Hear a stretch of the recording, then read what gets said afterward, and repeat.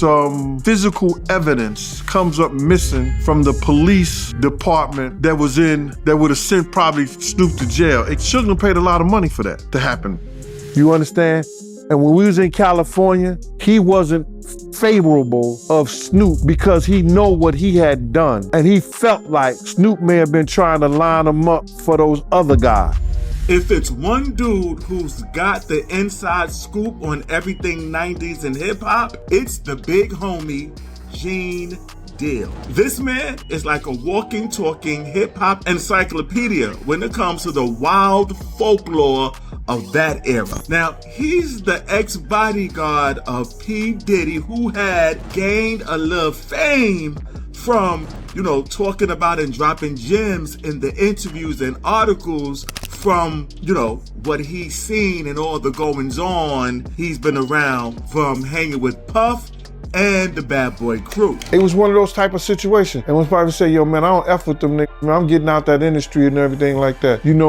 Puff sent this little kid to the hospital. How he sent him to the hospital? Gene's been around some of the biggest names in the game, such as the Notorious B.I.G., Lil' Kim, Nas, Suge Knight, and he's not shy about letting you know or letting people know what's been going on in the game. All you gotta do is listen, and he'll give you the raw, unfiltered truth and no sugarcoating. And while he's got stories on just about everybody from that era, one name he's never held back on is Uncle Snoop, Snoop Dogg.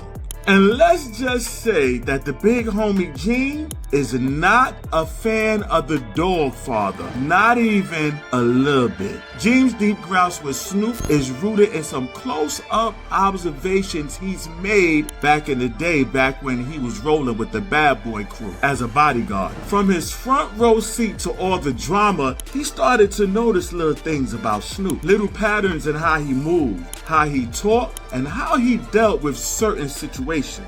You got to keep your grass cut real low when you got a bunch of snakes around. And evidently, Suge knew a lot of this that Snoop was doing. In an interview with The Art of Dialogue, Gene stated that Snoop wasn't exactly picking a side during the heated Bad Boy versus Death Row beef. Matter of fact, Gene said Snoop was trying to reach out to Biggie while they were out in Cali, calling him up, trying to talk, maybe squash things, or maybe something else entirely. And that's where it gets sketchy.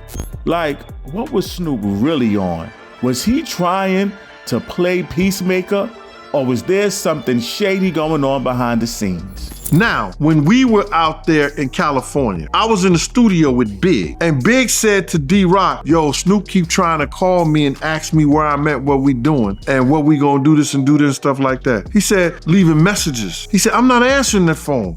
I'm not telling them where I'm at. So Snoop was going behind their back then, trying to get in good with Big and them, or he was trying to set Big up, I don't know. Now, to be fair to Snoop, he's told his side too. Over the years, especially after Biggie's death in '97, Snoop made it clear that he had a lot of respect for the Brooklyn legend. Back in 2018, Snoop shared a story about a moment the two had after Pac died.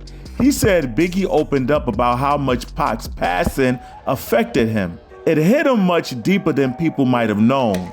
He giving me the rundown on how much he loved Tupac, and he really didn't want to see Cuz die, and a lot of that he said and did, he was wrong for it, and he just was apologizing like a man, to me, you know what I'm saying, getting the understanding, because I never tripped on him for what he did. That was a Dog Pound video, that wasn't Tupac video, that was our video, and we got shot at, and the direct shot came from him, but nobody got hit, so we let it go. So when him apologizing to me, we became friends again, This conversation allegedly happened after the shooting at the Dog Pound's New York video shoot in Brooklyn, a moment that only fueled the East Coast versus West Coast fire.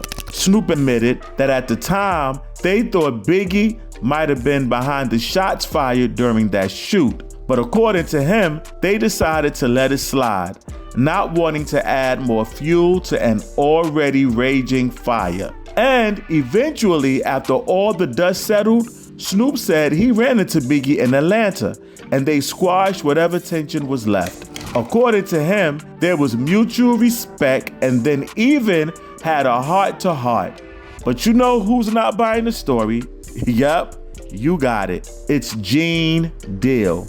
Gene insisted that Biggie never really rocked with Snoop like that. What picture you see with Snoop and Big while they was out there? What restaurant they went to meet up? Where did they get together and smoke? Big like to smoke, Snoop like to smoke. When did Snoop come over to the studio and smoke one L with him? Let's keep it funky, Art. Come on, man. You want this I'ma give it to you. Let's keep it a buck.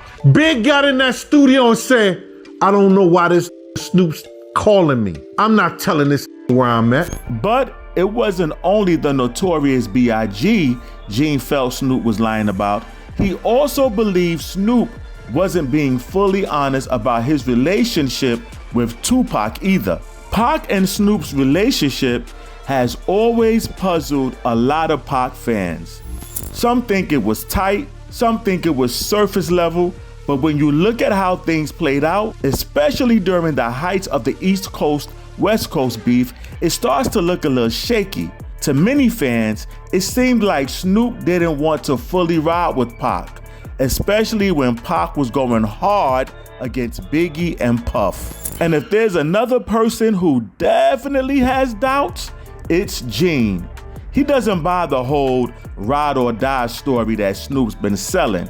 He points out inconsistencies like if there was really so much love and loyalty between Snoop and Pac, then why did Snoop act scared when things got real? Why did he move the way he did during those heated moments?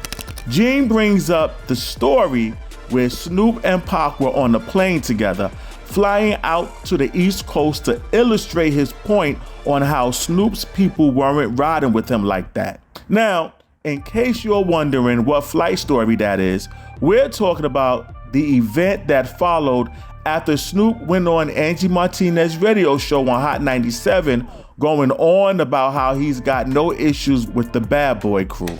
The interview didn't sit right with Pac. Word is, he felt betrayed, like Snoop wasn't standing 10 toes down with him when it mattered. So, not long after that, Snoop boards a flight back to Los Angeles with Pac and the Death Row crew. But this wasn't just any flight. The energy was thick. Suge Knight reportedly wouldn't even let Snoop's security team on the plane. Actually, I had to fly back home from New York, and normally on a private plane, it'd be Pac, his security, me, my security, Suge, and a couple of his homies. This time I go to the airport, my security walking with me. Suge like, hold up, they can't roll. They gotta catch a regular flight. So now I'm like, that's not a good sign. Okay. First of all, Pac ain't said to me though, from that moment on. But everybody else has security. And Snoop, feeling the weight of all that tension, sat alone in silence.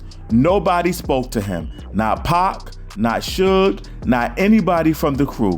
He says he wrapped himself in a blanket and clutched a knife and fork underneath it, just in case something went down. For folks like Gene, that's proof of how his own people felt about Snoop. You're sitting on a plane with people who are supposed to be your family, your team, and you're scared for your life? To put the together. But wasn't you in fear for your life because you put your cover over your head with your in your hand because you wanted to, because you was riding on a plane with Pac, and if it was all that love, you wouldn't have to do that, right? Some folks might argue that Snoop had every right to be scared, especially when you consider who he was flying with. I mean, it wasn't just any regular dude on that flight. It was Suge Knight, the man with the kind of rep that made even the toughest guys tread lightly. And according to Snoop, he did try to patch things up. He said he wanted to clear the air, make peace with Pac, and bring that brotherhood back. But Pac wasn't having it. He had already made up his mind, and whatever bond they once had wasn't enough to erase the disappointment. That flight was the last time the two ever saw each other.